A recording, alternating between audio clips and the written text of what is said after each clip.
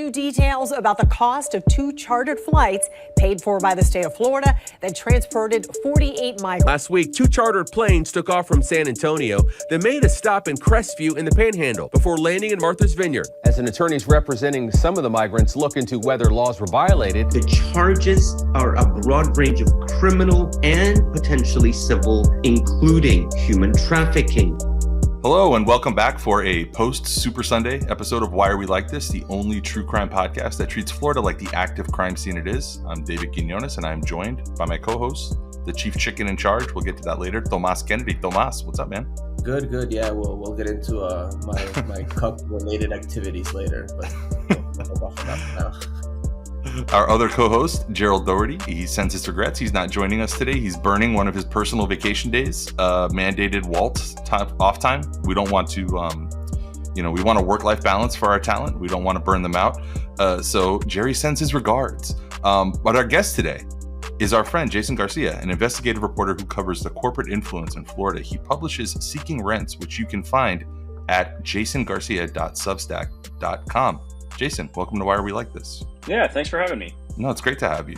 It seems like we should have had you on earlier than this, honestly, because our podcast theme is kind of like tailor-made for the stuff that you write. A lot of the times, the answers, when we get to them, to why are we like this, end up being as simple as, well, because a corporation paid for us to be this way. It ends up just like kind of being at the root of what we are. A few weeks ago, we had Ida Escamani on to preview the upcoming legislative session in Tallahassee. And this week, we've asked Jason on to help us dissect last week's special session, the so-called Fix It session. And we're also going to go deep on an important figure for the Why Are We Like This lore, universe, expanded cinematic realm. And that is Richard Corcoran, a name we've only mentioned in past episodes. We're going to talk a little bit more about him today. This week, he's hit the government employee lottery with his appointment as the new interim president of the new College of Florida, swooping in to de-wokify the school, known as one of the few havens of progressive education in the Sunshine State. But before we get to any of that stuff, Tomas, I think we need to address your weekend activities and what you were up to this weekend. So from a report in the Miami New Times, the headline, Chicken Man Arrested at Carollo's Big Block Party. This is my friend of the show, Naomi Feinstein, and also Izzy Kapnick, a group of underground subversives who call themselves the Committee to Undermine the Carollo Clan, CUC, has been hatching dastardly plans to sabotage Miami Commissioner Joe Carollo's work in the city and thereby disrupt the very foundation of municipal government.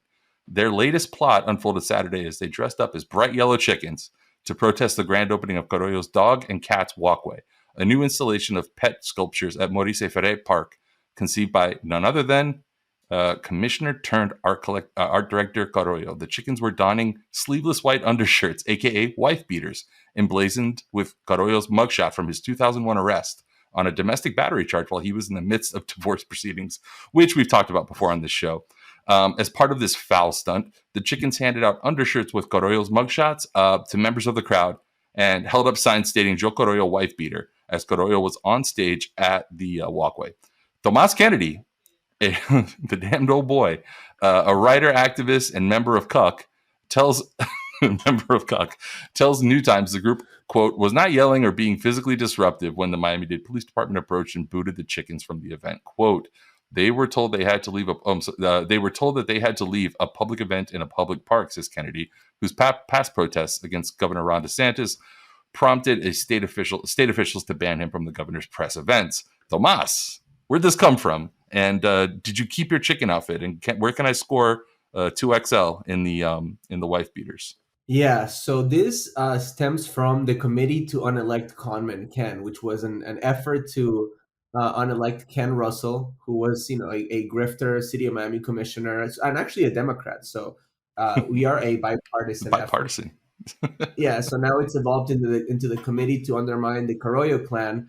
And Joe Carollo is a nefarious, villainous figure in Miami politics, someone that has been in elected office, sucking off the teat of the taxpayers since the 1980s. In 2000, as you noted, Carollo was arrested for domestic abuse when he threw a teapot at his wife and proceeded to beat her, leaving her with physical bruise marks. His own 11-year-old daughter called 911 and 911, and the 911 call was actually played in the nightly news, for all of Miami to hear.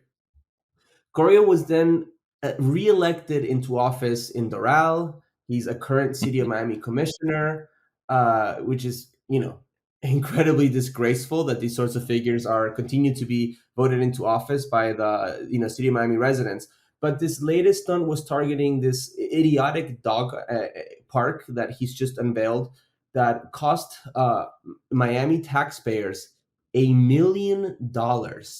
And it's basically, it was an existing park. What they did, they put a handful of dog sculptures in it. And the person that actually directed the whole project was his wife, that gave that money to a friend of hers that served as a non-experienced contractor. And there was no public oversight, no public input, no competitive bidding, and no approval process for this dog park. So of course, this was all off the cuff. Yeah, so we went there with the chicken outfits, wearing the shirts with the mugshot, and holding signs. And again, the chickens were very peaceful. They were not yelling. They were not disrupting, but they were passing out these undershirts to a rather enthusiastic crowd, I might say, that really enjoyed them and was quite hostile towards the commissioner. As you can see in the video that we've published from the event. Back up that way, back up. You will be arrested if you're going to my scene right now. You get what I'm saying? I get it. I'm right here. All right. I'm right here. Okay, stay right there. Don't go in. Okay. But because one of the chickens was really in character and was making some clucking noises, they were going cluck, cluck, cluck, cluck, cluck. The police officers wrote in the police report that they were being very disruptive. There was like, it was outdoors and there was literally like hundreds of people there, by the way. It wasn't like some indoor quiet event. And they proceeded to arrest one of the chickens because he was passing out these undershirts at a public park in a public event. And we've retained counsel. We're in the process of trying to see if these charges can get dismissed or if there's any legal action that we need to take. But it's obviously a pretty blatant violation of his civil rights. And Joe Carollo, who has weaponized code enforcement to go against businesses of donors of his opponents, is once again weaponizing City of Miami police and City of Miami agencies to go after critics. And it's pretty disgusting, but in character for him. Yeah, it's par for the course. I'm really glad that you guys are doing that, though, because the core underlying issue that we're talking about here, this no bid process, like this $1 million, it's number one, like you say, indicative of the way that business is done in the city and in the county very often. But number two, it didn't get any coverage. Like hardly anybody was talking about this. Like I didn't. The only way that I, as a just normal, bumbling through life citizen of Miami, encountered this story was like a municipal invitation. Like the city sent me an email like, oh, come on down to the dog park. There's this new, dogs and cats living together party with Joe Carollo. So nobody else is reporting about this. Well, now they are, because now they Miami New Times, Miami Herald, NBC Miami all did pretty friendly reports about this, chicken incident, noting how ridiculous the arrest was and, talking about why we did it, about this obvious fucking grift. So it was really not in the best interest of Carollo to actually, and Miami police to go ahead with this arrest, but they can't help themselves, right? So they have to act like authoritarian fascists. But rest assured, the Committee to Undermine the Carollo Clan, CUC, is not intimidated, and we will continue exercising our First Amendment rights and participating in civic engagement. So downtown Miami, Little Havana, that makes sense for you guys to be dressed up as chickens. Jason, where would what would these guys have to dress up as around like Lake Eola? Like labradoodles, I guess. I don't know. Like what is like like Lake Eola, you got to do swans, I would imagine. swans, yeah, stupid, easy one, easy layup. I missed there. Yeah, it should have been swans. Yeah, but I suspect any sort of animal costume is a good way to draw attention to a story like that. Well, if I remember correctly, Lake Eola is also the place where you get and this might have been years ago, but you get arrested for feeding homeless people there. Like if you give them, that's so right. It's infamous for that. Yeah, times are tough. I can't abide that sort of behavior. No. That's got to be outlawed. Not in the state of freedom or whatever. Yeah. So on to our main topic that we want to talk about, which is the Florida legislative special session. There were 3 bills sent to Governor Ron DeSantis' office. Jason, before the show, was helpful enough to remind me that there were a few like less consequential things that got passed and moved along too. But we want to focus on some of the more familiar stalking horses that are baked into into this pending legislation. You know, it's things that you've heard before, right? Disney, Reedy Creek Improvement District, voter fraud. If Republican lawmakers had their priorities on that fix-it list, I'd venture a guess that none of them had higher priority, though, than Ron DeSantis leveraging his supermajorities in the legislature to insulate him from legal jeopardy for his part in running. I mean, I'm gonna call it what it is, which is like a human trafficking ring / campaign stunt in 2022 that garnered so much attention. However, before we get to these action items, there's something that I was hoping you might be able to expand on a little bit, Jason, for our listeners. There's this common thread, this strategy that DeSantis and that the Republican Party has kind of rolled out to great success over the last 4 years. And it reminds me a lot, because I've been watching this fucking HBO show, Last of Us. It reminds me of the way that the cordyceps like infection takes over the host, and you kind of like you infect key parts of the body and the brain, and then the organism changes control. In this thread, you had re-upped what you called a history lesson for how DeSantis effectively took administrative control of Orlando International Airport back in 2019 by replacing like key people and gaining control of this, huge hundreds of millions of dollars in budget for, vendors, contractors, concessionaires. And like, can you talk a little bit more about what looks like it's becoming a kind of like a template or like a plan for how to take over institutions by just taking over key positions in their leadership? Because I thought that was a really astute observation that you made. Yeah, I'm happy to talk about it. And one thing to stress, I'll run through that history lesson real quick, but it didn't actually work, at least as planned, in Orlando, for reasons that I'll talk about and that are really sort of relevant to the discussion about what they just did with Disney's district. But yeah, the story I was recalling was, in 2019, this is like right after Ron DeSantis took office, he appointed 4 people all at once to the board that runs Orlando International Airport. This is a 7-member board, so it's an instant sort of DeSantis majority on this board. And I'm sure this is true of any major airport. That is a powerful place to control, right? They spend a ton of money on, concessionaires, on construction projects, they've got their own lobbyists. They've got their own just like endless layers of consultants and advisors and stuff like that. There is a lot of money at your fingertips when you control that government agency. And that new DeSantis majority, who were being sort of strategically directed by like DeSantis's core advisors, including Matt Gaetz and his chief of staff at the time as well. One of the first things they tried to do was oust the longtime general counsel at the Greater Orlando Aviation Authority. That's the top lawyer, who, by the way, wasn't some great guy or anything like that. Yeah. But his concern, or the problem they had with him, is he was more loyal to the mayor of Orlando than he was the governor of Florida, essentially. And so they tried to oust him and replace them with their own people. And this became like a huge controversy, and it ended up backfiring in a way that triggered an FDLE investigation. Eventually happened. It never led anywhere, but still there was like a giant controversy that sort of spoiled a lot of what they were trying to do, at least early on. But I remember during that dust up, one of the people that was involved with trying to move these chess pieces around, and I won't name them because we weren't speaking for quote at this point, but But they sort of laid out to me like the strategy essentially that there was 3 key positions you needed to control at an agency like the Greater Orlando Aviation Authority to sort of essentially run the place. One was the board chairman, the next was the executive director, and the third was the general counsel, the top lawyer. And that's important because that's the guy who gives you legal cover for whatever you want to do. Almost all laws involves gray areas, right? So you need a lawyer to give you the opinion that what you're doing is legal, right?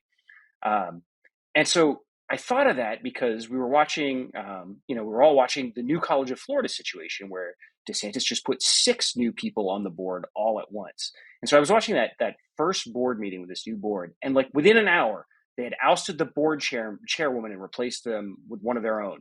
They had ousted the university president and replaced them with Richard Corcoran. They ousted they announced they're going to give a new general counsel's contract to Bill Galvano, a former Republican Senate president. I mean, it was the same 3 positions this person had been telling me about years ago. Is like that's the key to controlling it all. So I don't think any of this, to be clear, is new. Like, the people that were running these agencies before have all known this. What seems to be newer with DeSantis, and I can only sort of speak to the ones that have like sort of mushroomed up into sort of like a place where I've noticed them.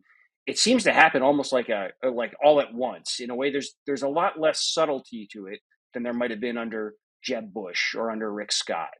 Yeah, I've noticed that, T. Like it's like the brake lines are cut now. There used to always be and you know this, Tomas, because you were a member of a number of actions like this, but there used to always be like, oh, well, this might get challenged legally, or he might not have enough votes, or there might, in his first, him being DeSantis, in his first term as governor, it felt like there were some checks, and now it feels like that they're gone. Yeah, I mean, it's pretty crazy. I mean, and this is from the same crowd that hates government, hates authoritarianism, is always decrying the government intervention and control, and they are the ones imposing this sort of government control over educational institutions, over all sorts of institutions across the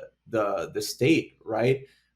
Really, what they're trying to do is control the referee, to basically control the rules of the game. I mean, would you say that's accurate, Jason? Yeah, I think you've seen a very clear effort to sort of control where possible, control any sort of independent institutions, and where that's not possible, weaken them. And you see it across all sort of ways it manifests itself. So it's like ousting the independently elected state attorney in Tampa and replacing them with your own handpicked appointment, right? It is like going after independent media. It is doing things like pushing laws that are designed to make it easier to sue newspapers for libel, while propping up like a whole sort of network of propaganda stuff.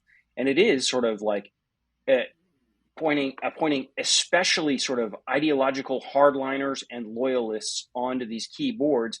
And like I said, what we saw in Orlando was happening was, the DeSantis administration wasn't like they just sort of set them loose and left them to do their own thing. They were very clearly like instructing them what they wanted to happen in a lot of situations. So I think it's also taking all these board appointments and just sort of micromanaging them in a way that maybe previous administrations had not. And the other thing we've seen, and this is true of all governors, it's just become more and more extreme over time, is kind of pushing the boundaries of or pushing into areas where the law isn't really clear and nobody's just ever really done before, and sort of taking advantage of the fact that nobody really knows how to respond. Right. And I'm actually going to take this back to a Rick Scott example where this sort of first manifests itself. Like one of the things Ron DeSantis is sort of famous or infamous for, depending on your perspective, is he has appointed sort of the most partisan judiciary we've kind of seen in Florida. Yeah, but part of the way he was able to do that, right. But part of the way he was able to do that is you dial it back to Jeb. Is we used to have this system that was meant to try and sort of extract some of the politics out of judicial appointments, and it was they had devised this hybrid system of these nominating commissions that the governor couldn't just put whoever they wanted on as a judge. It had to go through these nominating commissions, and the power to appoint these nominating commissions was split between the governor and the Florida bar, which is essentially like a professional association for lawyers, right? Jeb didn't like that, and so he pushed for the ability to appoint all of the appointees to these nominating councils, but the bar still got to nominate like half of them. He had to still pick from half of them. Then Rick Scott sort of started rejecting all nominees put forward by the Florida bar, and nobody knew what to do with this. The law didn't say like the law said the governor had to pick someone nominated by the bar, but it didn't say like he had to pick from the very first slate they sent over. And he essentially found a way to like continue pressuring that process in a way that, you know, the bar was either going to send him more people that he actually wanted, or he was just going to run these new nominating commissions without their appointees, right? And so that allowed these nominating commissions to get even more sort of controlled by the governor's office. And now you've got the Governor DeSantis not only sort of benefiting from that structure, but also like implementing what he has bragged about, this sort of like incredibly like rigid and deep dive screening process by sort of conservative advisors before he appoints a judge, and so it's all of this stuff. You just sort of keep pushing further and further and further, and if there's no pushback, you don't lose a court case. The legislature doesn't decide it's got a problem with it. You just go as far as you can. Yeah, it's just really crazy to me how they are just like putting stress on these institutions, and this is a typical it's typical of the authoritarian playbook, right? It's what you said. Take advantage of like vagueness in the laws, like push against that, see how far you can get away with as you like appoint, your cronies to institutions, right? And you're controlling the referee, you're like changing the rules little by little. It reminds me a lot, and I've written about this, of the Viktor Orban playbook, and others, of course, have written it. It's not an original thought. A lot of people have noted how similar it is to what's happening in Hungary, what's happening in Florida, right? And you've even had people like Christina Pushaw make those sorts of, statements, right? She's admitted that, for example, a lot of like their homophobic and anti-higher education policies were inspired by the Orban regime, right? Another thing, though, that I think it's really important and that we've kind of touched upon at various parts in our conversation is that it's so much of this is not just ideological, right? It's not just about changing like Florida's education system and higher education institutions to serve a right-wing agenda. And I think this touches so much on seeking rents and the work that you do, Jason. So much of what the DeSantis agenda is about is grifting, right? Like all his cronies that are put in these positions are financially rewarded for it. You know what I mean? They are, plugged into like the revolving door between public and private sector lobbying.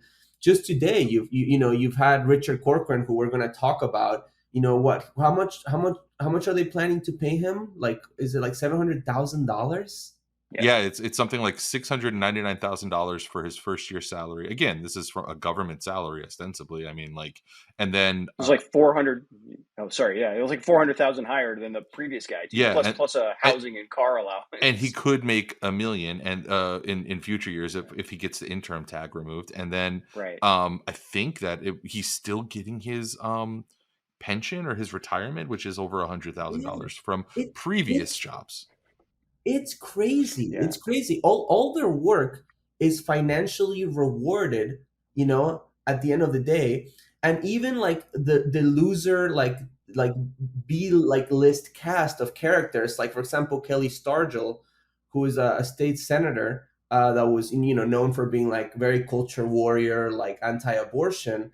She just got a position in some other like, minor like university or whatever after she lost her congressional race. So all of the loyalists are rewarded for their loyalty at the expense of us, the taxpayer. Yeah, to exorbitant degrees. Yeah. Yeah. One thing I'll add to that. I mean, obviously, I would sort of, I wouldn't go quite as far as to sort of declare it all grifting. Maybe there's some things, but I mean, boy, they sure give people a lot of ammo to sort of support that. And so I'm thinking, because we'll talk about this more in general, this migrant relocation stunt. Yeah. the records that are coming out of this lawsuit and that the Miami Herald is reporting are just like astounding. You had the governor's, top aide for this program, his public safety czar, quote unquote, Matt Gaetz is one of Matt Gaetz's former law partners, using a secret private email address with a pseudonym, right after a Silence of the Lambs character pseudonym, using that to communicate and coach a former client of his on how to win the contract for this program. And this vendor has since been paid like more than $1 million. We still don't seem to know exactly how much, and nobody has yet been able to account for exactly how all that money was spent, because the actual flights themselves didn't cost nearly that much. Jason, this goes back to the thing that you and Tomas were just talking about, which is the breakdown in norms. I don't know if either of you were covering Florida politics before 2010, but it used to be pretty easy because we have really good sunshine laws here and good transparency laws. Presumably, it used to be very easy to figure out what was being said behind closed emails, but Rick Scott began in like the very first year of his first term, he began this shadow communication regime where you used to be able to put in a FOIA for all comms coming from one office, and you would get whatever, like a spreadsheet, a CSV with like a few thousand communiques, right? And then literally a few months after Rick, and you can find contemporaneous reporting from back in 2010 when Herald, Democrat, all of them were reporting about this. All of a sudden it stopped. You would put in a FOIA and you would get back like, it's Jason's birthday, don't forget to bring cupcakes tomorrow, from like departments. And that was the only emails that were being sent, and nothing of business was being sent. And you're like, okay, well, whatever. That's something that Rick Scott, his, corrupt ass, did 12 years ago. No, it sets a precedent. It's still, it's still the way that business is done. Like they're not going to step away from something like that when it's proven that it can work for them. Right. Yeah, I've been covering Florida politics since the Jeb Bush administration. And, when you can see just sort of like the slow sort of descent of public records timeline for turnarounds and stuff, right? Jeb and Charlie Crist were both great on responding. It felt like it was a faithful sort of attempt to comply with that. Things started to really slow down under Rick Scott, and under Ron DeSantis, they've reached a point that, ask any sort of longtime journalist in Florida, and they will tell you they've never seen an administration take as long as the DeSantis one does to turn around just basic public records. Some of the simplest records you can request in Florida politics are just applications for points. So we're talking a lot about gubernatorial appointees. So when the governor appoints someone to, the new College Board of Trustees board or the Greater Orlando Aviation Authority board, they have to fill out these pretty detailed applications. It's just a totally customary record for people to request when they're trying to learn a bit more about the background of these folks. These should be turned over. These can be turned over within hours. They're easily accessible. There's not a lot of redaction that they're has to go into digitized. them. They're available. Digitally. Yeah, exactly. You'll wait 3, 4, 5 months just to get a couple of applications out of this administration. If you want something significant, you're waiting even longer. I am still waiting on a records request I submitted immediately after the end of last year's legislative session, just asking for emails from the governor's legislative affairs director. All I'm looking for is to see what the governor's office was working on legislatively, because a lot of times they're not talking about everything they're working on, right? Mm-hmm. I still don't have those emails. And it's just an email. It's a request for emails. There's a lot of them. Don't get me wrong. So I was budgeting, reasonably, I would expect that to take 3, 4, 5 months to do. We're coming up on now a year just about on this stuff. This is a whole rabbit hole we could go down to, Tomas, about public records law and the way that it's eroded here in Florida over the course of the last decade. I don't know, what were you about to say, T? I cut you off. Yeah, I think Jason you have much more experience with public records requests, and your job entails so much of that, your reporting. But I have some experience in it, especially recently in regards to my lawsuit against the governor, in regards to some other work that I've been doing. And I have the exact same experience. It is so hard to get them to release stuff to you. When they do send you stuff, it is just absolute garbage most of the time. And you have to request it again. You have to sue them. For my lawsuit against the governor, I filed a lawsuit in federal court, and one of the reasons is because partly, like to prompt the release of information through the discovery process, because it is impossible to get documents from them in good faith. And I'm telling you, they will respond with absolute garbage, or just like, mountains of useless emails and information just to like troll you, which seems to be their like modus operandi for most things, which is just to troll, whoever is a critic, or, It's gamesmanship. It's all gamesmanship, and it's like a full, like to Jason's point earlier, it's like it used to be a begrudging relationship. Like, okay, we know that we need the media, we know that we need Jason Garcia, we know we need Mary Ellen Class. I mean, like, we can't just like throw a middle finger at them, so like let's cooperate with them. Now it's just two guns blazing, like, fuck you guys, come pry it from my dead hands. And I'll tell you one other thing too. This is a little different, but it makes me think of like, Jeb's reputation is sort of taken a bit of a hit in the presidential election version of him. But please clap. He was like, if you are interested in policy, he was like an absolute sort of like joy to cover. Joy is like a probably stronger word than anything, but you would stand in there with him and have like legitimate policy debates with him. I enjoyed covering Jeb far more than I enjoyed covering Charlie Crist, because Jeb could sort of speak policy, right? Like, and Jeb would, when you ask a question to Jeb, right? If you mess up your premise, if you get something in there where he senses that you don't actually know what you're talking about, and you're just sort of repeating something somebody else told you to say, he would pounce on that, and it was over, right? Yeah.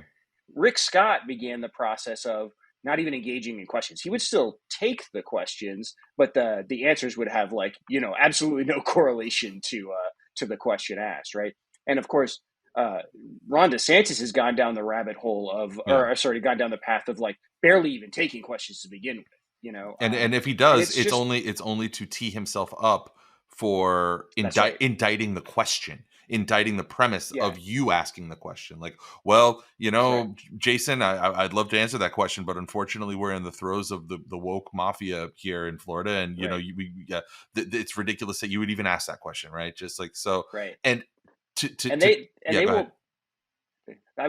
will couch it as like strategy, right? Like we don't work with the fake media that's just out to criticize us. What I'm going to tell you is it's cowardice, right? It is an inability to stand in there and defend your policies on the merits with people that actually do their own research and that are willing to sort of go toe to toe to you and ask you like aggressive questions, and not just sort of take your word for the answers, right?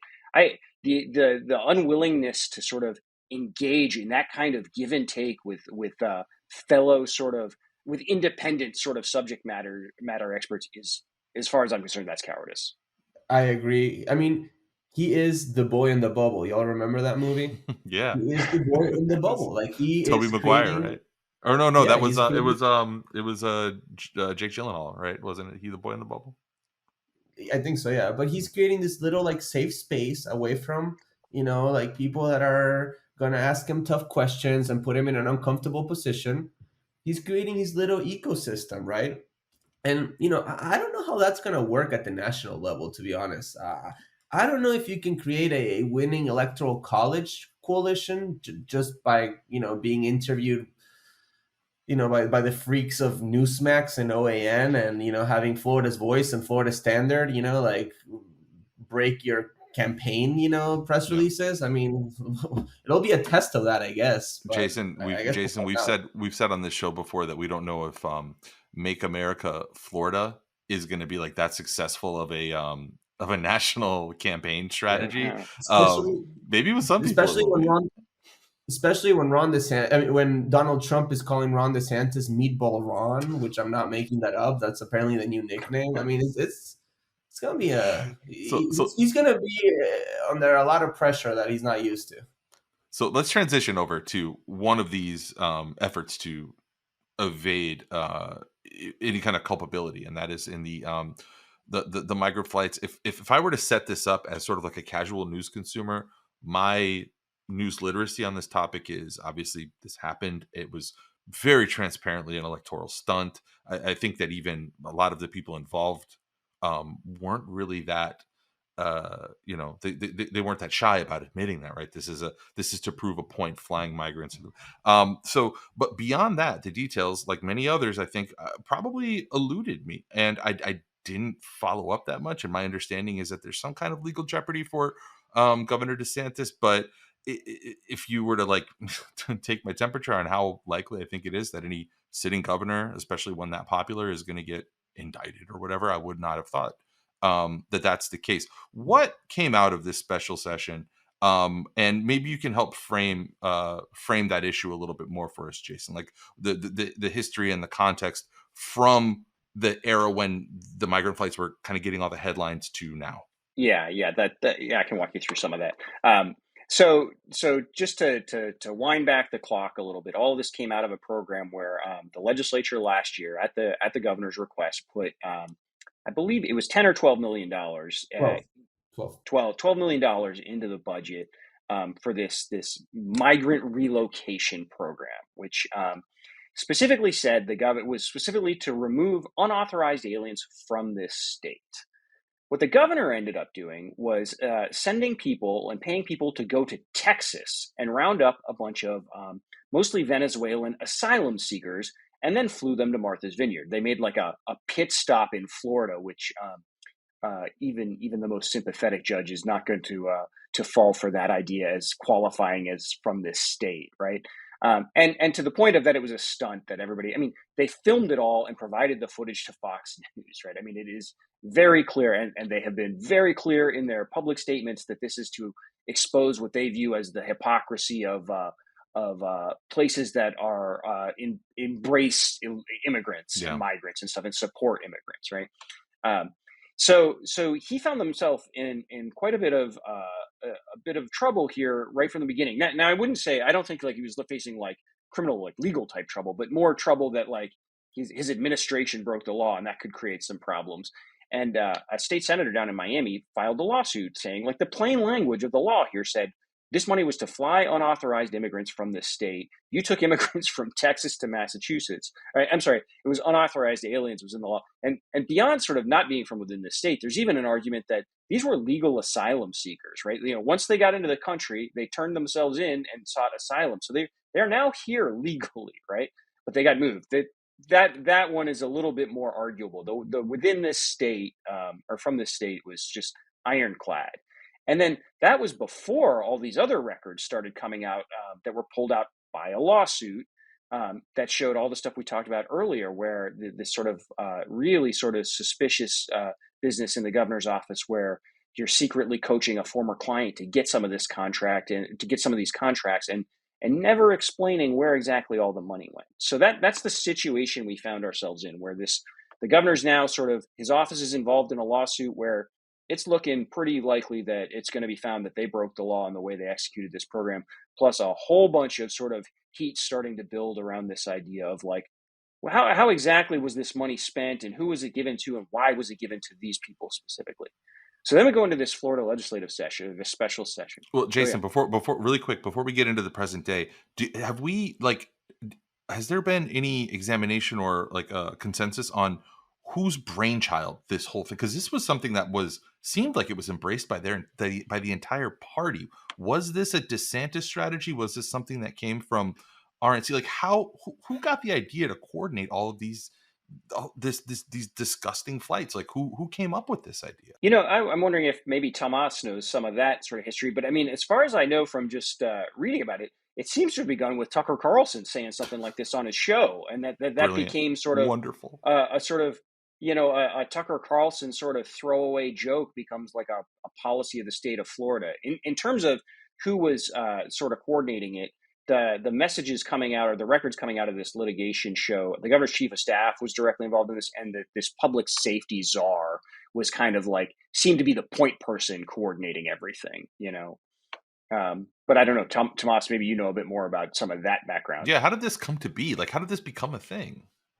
Yeah, I've heard about the Tucker Carlson thing, but I think you're right, Jason. I think it was Youthmeyer, the chief of staff, and I think it was Larry Keefe. I mean, That's you the know what I public mean? safeties are, yeah. Yeah, it was I mean, Larry. they were clearly who was sort of like executing the sort of the nuts and bolts of the strategy. Now, whether or not Ron DeSantis said, "Go get me some immigrants and get it onto Fox News," I don't think the record has shown that yet. So that we've covered the fuck around, and now let's fast forward to the find out portion, which was, I guess, he's not going to end up having to find out. Walk us through what happened last week during the No, special session with respect no, to the migrant flights. we are finding Yeah, out for filing that lawsuit. Yeah, the find out may have been coming, but the legislature tried to sort of get in front of that. So just to remember the three things we're looking at here. One you had he potentially illegally moved people from Texas, right, rather than this state.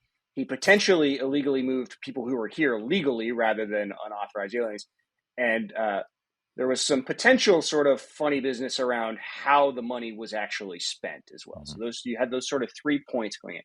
The legislature last week passes a bill that, first of all, says all the spending the governor's office did last year is approved. And so just giving it blanket unconditional approval to everything that happened, even though lawmakers were 100% unable to answer basic questions about how they actually spent the money. They were saying, we're signing off on this money, on this spending, even though we have no earthly idea how it was actually spent, right? It is just a full up sort of blank check, essentially, in hindsight, sort of going back and just sort of like signing off on it all. He's going to do great. He's going to do great running the Pentagon. It's perfect. Everybody wishes they could find auditors like this to come in and sort of sign off on their books, right? And so that takes care of, presumably takes care of all the sort of smoke that's starting to billow out of like how this money was spent and who it was spent on.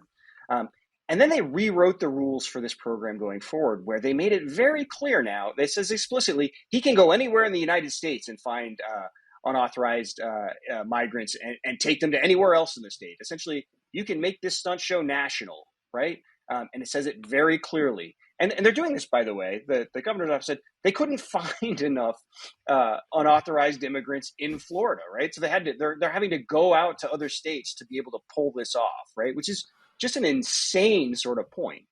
And then the other thing is they have rewrote the definition of who the governor's office can take to make it very clear they can go get asylum seekers who are in the country legally and go ship them to Joe Biden's house in Delaware or wherever else they want to send them. Yeah. So it is a 100% cleanup of all the messes that were made the first time around.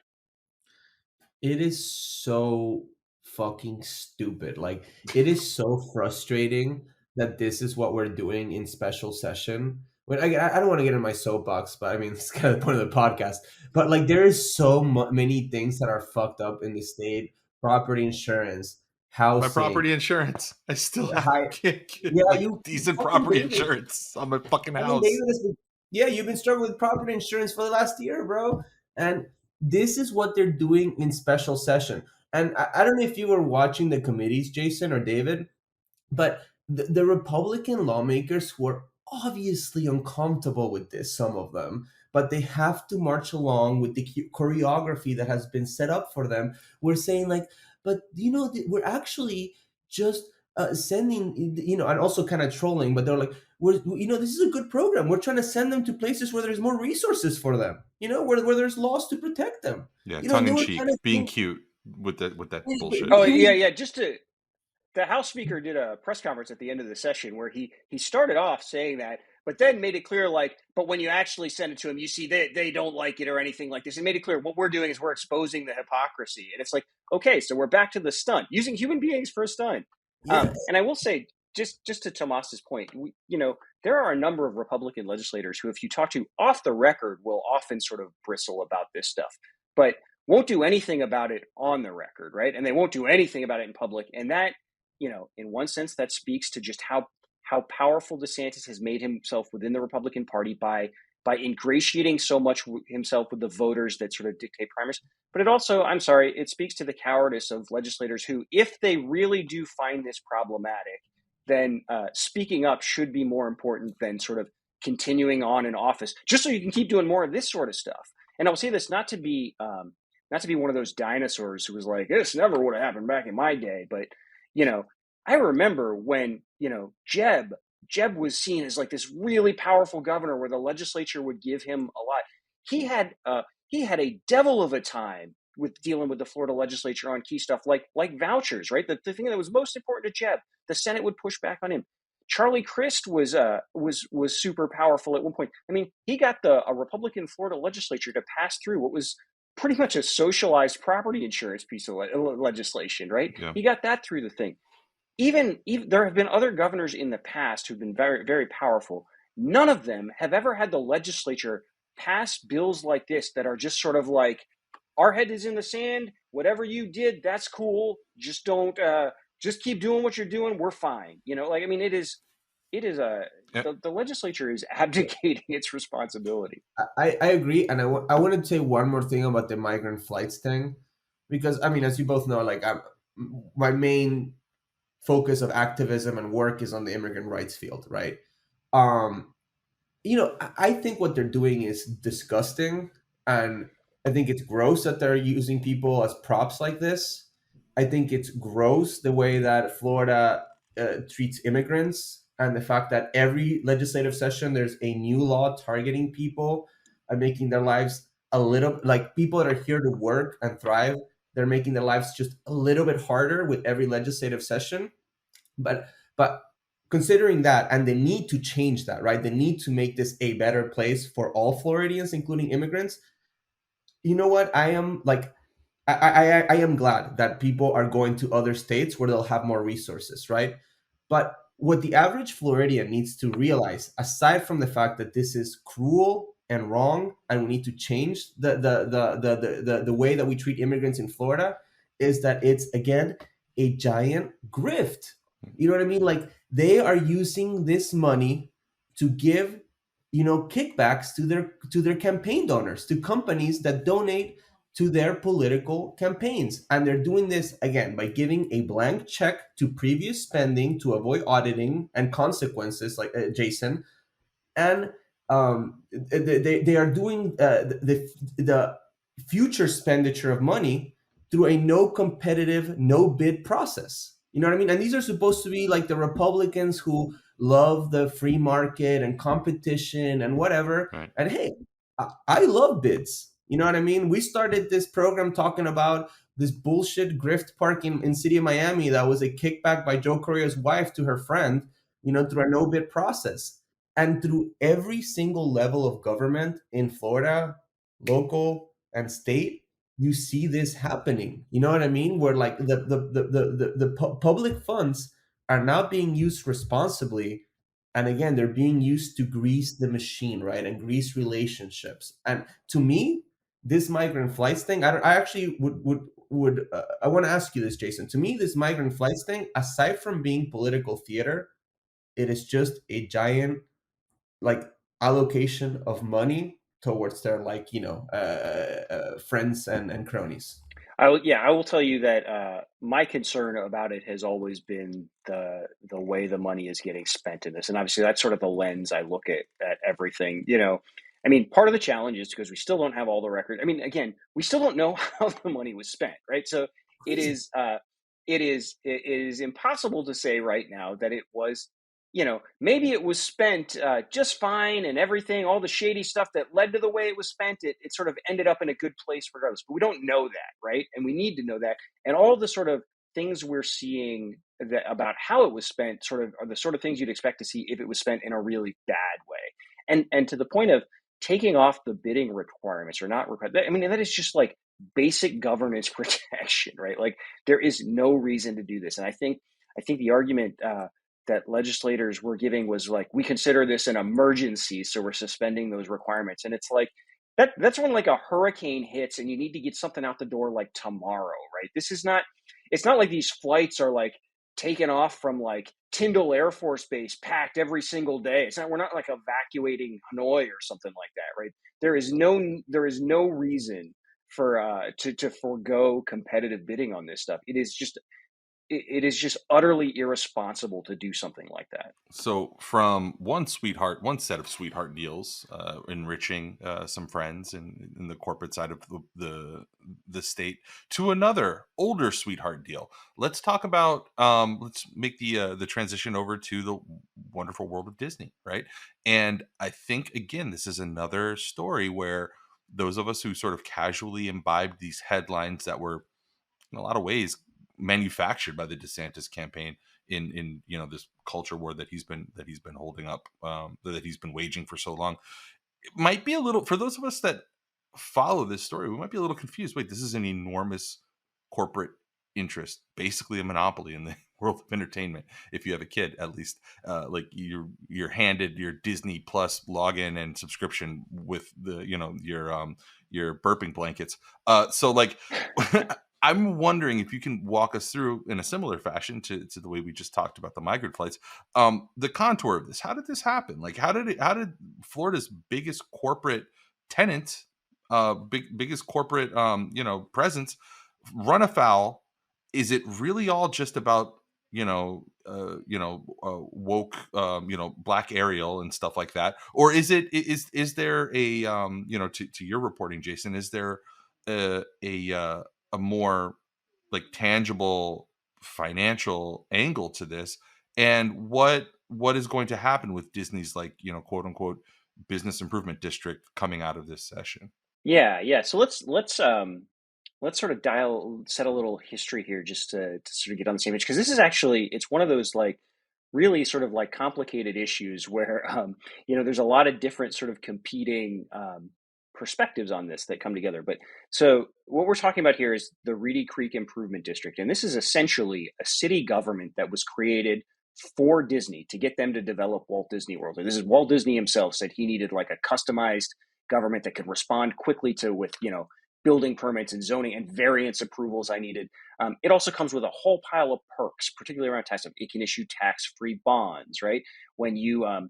When Disney built parking garages a few years ago, it had Reedy Creek build them. And what that does is that allows you to avoid sales tax on the construction materials. It allows you to avoid property taxes once you own them, right? So Universal, just to give you an example, Universal Orlando has a couple of parking garages. It pays property taxes on those because they're owned by Universal Orlando. Disney has has parking garages, but it doesn't pay property taxes on them because they're owned by Reedy Creek. And that's like a $3 million a year savings, like every single year, it's another $3 million, right? There are all of these kind of perks that come along with it. And this city government, which had basically all of the powers of a normal city, other than it couldn't do its own police force, was entirely controlled by Disney, right? By the way, we missed out on something super funny. If we could have had like Disney having their own police force, that would have been some real like post-apocalyptic, shit right there. But sorry, go ahead. Right. And so Disney controls the board, and it does that because there are elections in the Reedy Creek Improvement District, but they're decided on you get one vote for every acre of land you own in the district, and Disney owns like 2/3 of the acreage, right? So Disney controls the elections. So in one sense, this is really problematic, right? This is a government with its own city government. Like the perks that come with this, with the way you can sort of very rapidly turn around your projects. You can have your sort of the needs out of a government, your approvals tailored to exactly what you need and want, right? I also did mention they don't pay impact fees because of this, right? Disney doesn't pay impact fees, right? So it's like generally pretty problematic in that it's like a just giant competitive advantage, right? And a lot of folks are now sort of like pointing to that, like retconning that as like an explanation for why they went after Reedy Creek. That is not what happened, obviously, because nobody seemed to, nobody in Tallahassee, let me be clear. Lots of people were talking about the sort of problematic nature of Reedy Creek for a long, long time, but nobody in Tallahassee seemed to really care about it until Disney, belatedly, we should stress, spoke out against the so-called "Don't Say Gay" legislation last year, and that came after Disney has an enormous number of LGBTQ plus cast members, employees, right? And they really pressured the company to speak out against this legislation.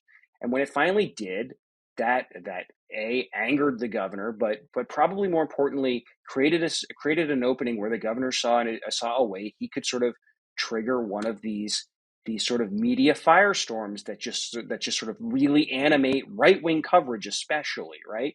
And so he announced that he was going to take away Reedy Creek, right?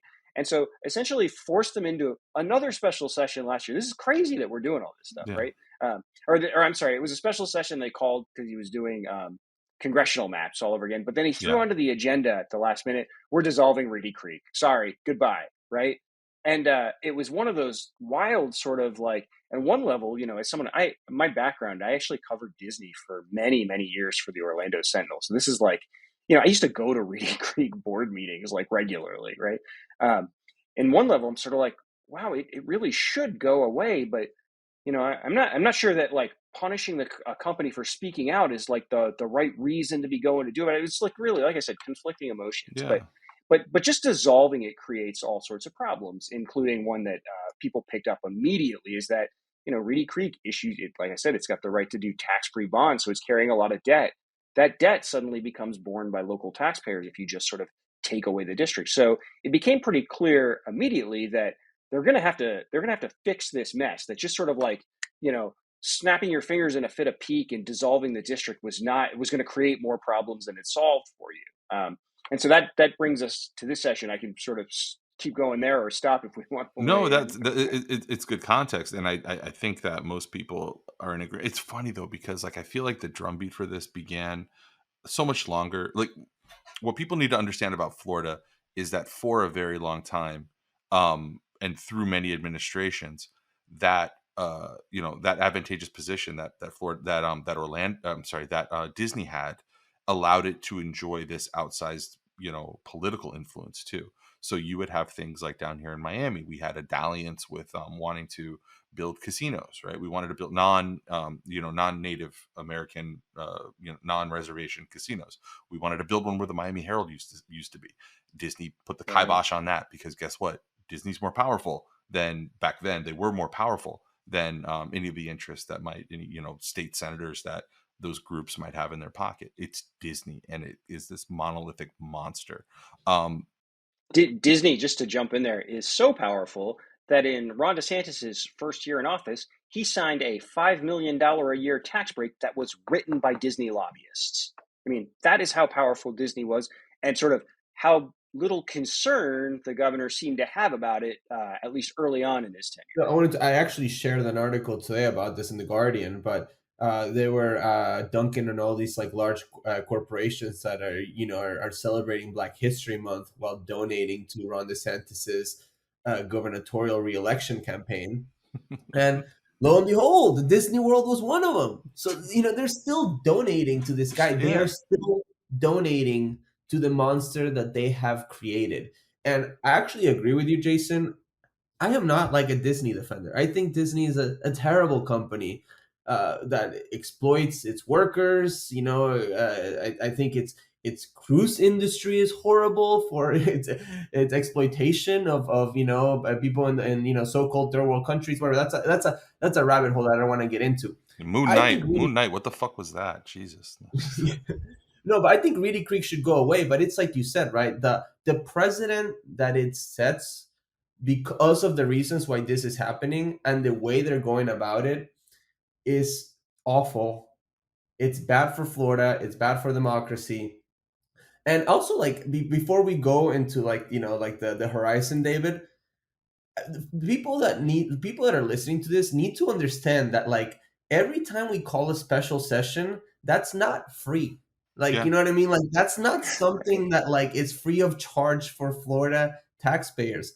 All these idiots in Tallahassee are living off our money. It's tens of thousands of dollars to, like house them there and like run their transportation offices. costs, mileage rates, all that stuff. Reimbursements, exactly. their staff. So much money for nothing, and we're getting nothing in return except stupid political theater. It's so frustrating. What it reminds me of, Tomas, we just started this episode talking about Joe Carollo, who is like kind of a tin pot, like petty dictator in his own right, but has done the same shit, picking winners and losers. When he and Jason, this is probably not a story that made its way, north of the 595, so you might not have heard about it, but we have like a beloved bar down here that a lot of people love to go to, called Ball and Chain. That's like kind of a local institution. It ran afoul for some of the such minor petty reasons. It ran afoul of Joe Carollo, and he, leveraged the police force to impact their bottom line, to, fuck with the patrons, right? It's not much different, except that DeSantis could be president one day. It's really not that different, though, from just like pointing out your political enemies and using the power that you have to pick a winner and a loser, and to designate that your political enemy, in this case Disney, is going to lose out. So maybe that's a good way to transition to the horizon, like what's on the horizon. Like, yeah. So what just happened, and sort of where we go from here. So like, just to set up, like, there was a situation that, for as problematic as the reasons were, and we forgot to mention the other thing that presaged all this is Disney, which had been a major campaign contributor to Republicans in Florida generally, and to the governor specifically, announced it was going to stop making campaign contributions. Yeah. And that was probably more so than anything what kicked up this sort of sudden outrage and sort of willingness to stand up to Disney, right? But we were in a situation where, if you set aside the motives, if we were going to sort of thoughtfully get rid of the Reedy Creek Improvement District and try and legitimately like create some sort of level playing field, or take away some of the competitive advantages Disney had, there could have been some good that came out of it. That's not at all what they ended up doing.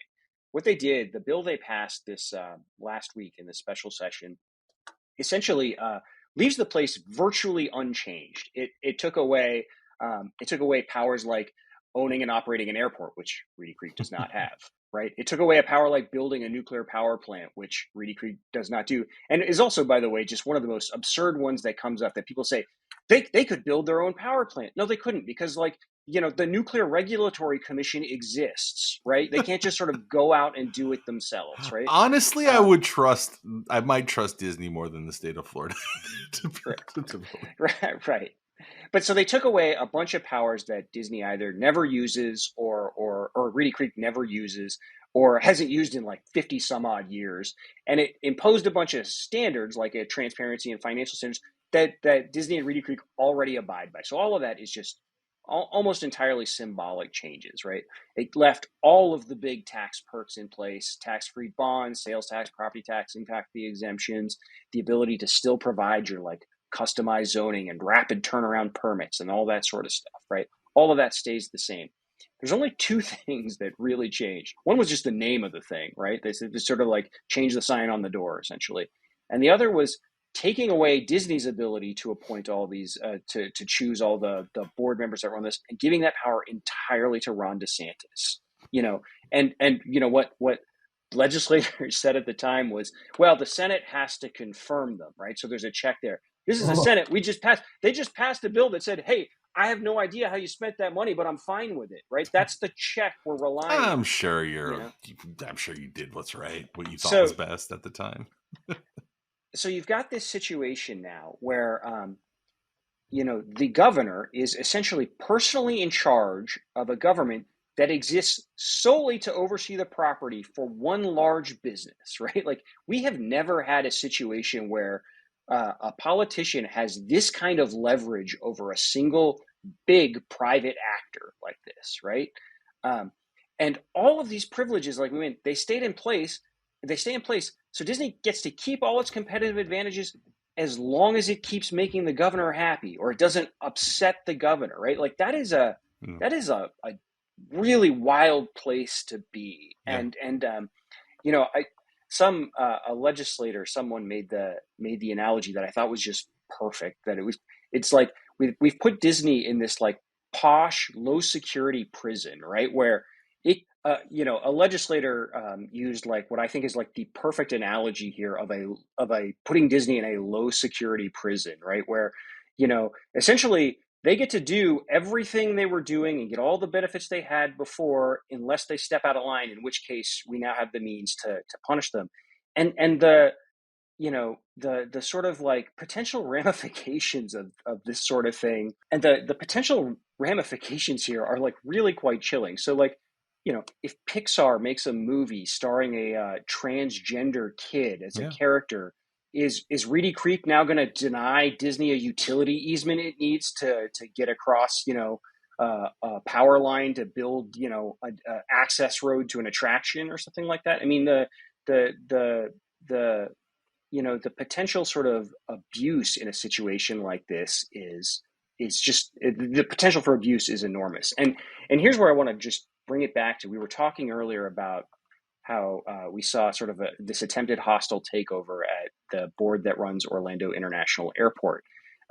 That failed at the time, and it failed because two of the board members managed to stop it. And those board members were the mayors of Orlando and Orange County, who are guaranteed their seats on this board. We had local elected officials on this board who are not at all beholden to the governor, right? They had their own sort of interests and bases of power and sort of own sort of political incentives. And they were able to stand up and provide a meaningful check on what was going on over there. This Reedy Creek board will be entirely appointed by the governor. There were Democratic amendments to add local elected officials, to add the mayor of Orlando, the mayor of Orange County, the mayor of Kissimmee, and the chairperson of Osceola County. And all of those were rejected. It was very clear that the plan all along was to make sure that the governor himself had total control of this district. So it's funny because this is so chilling, because Disney, you think of Disney and you just think of it being, cartoons, dancing bears, whatever. It's an enormous media operation.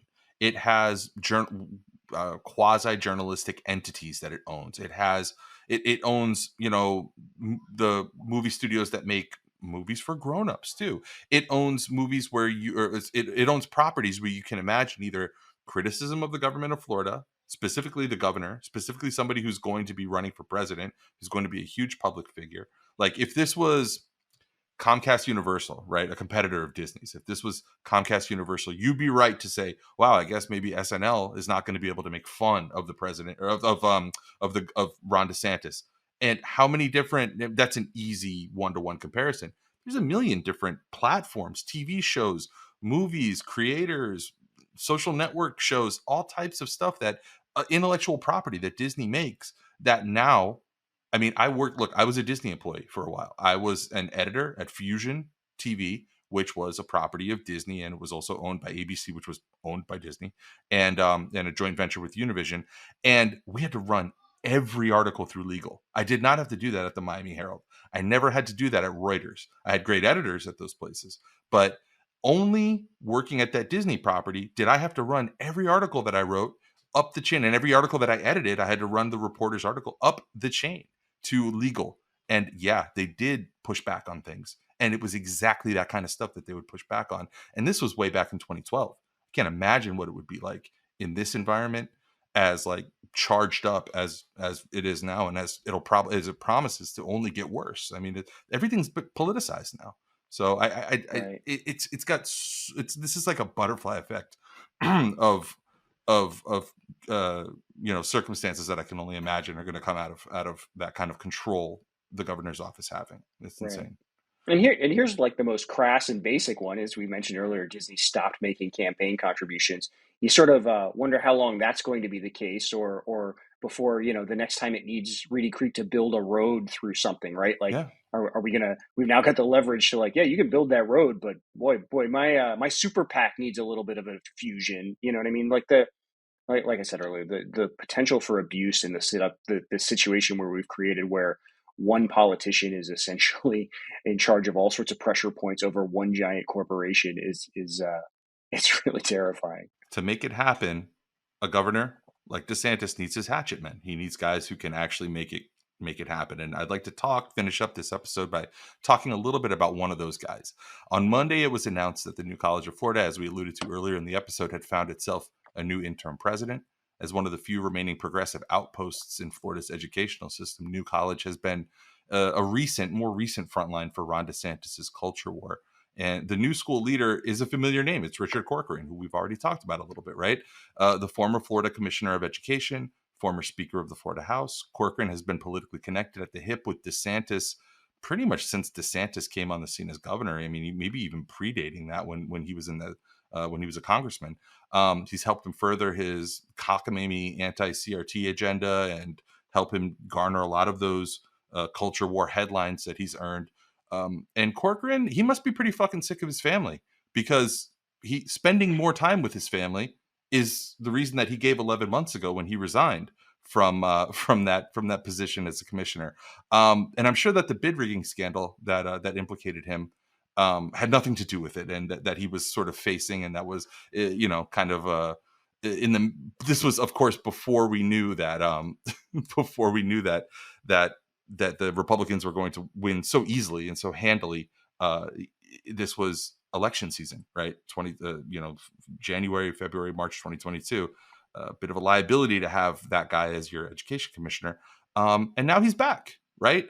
Jason, maybe you're way more well-versed on the history of who Richard Corcoran is. Maybe you can give us a little primer on who this guy is, why he's DeSantis' choice to run New School, and why, in an evolving theme on this episode, he's getting paid so goddamn much money to do it.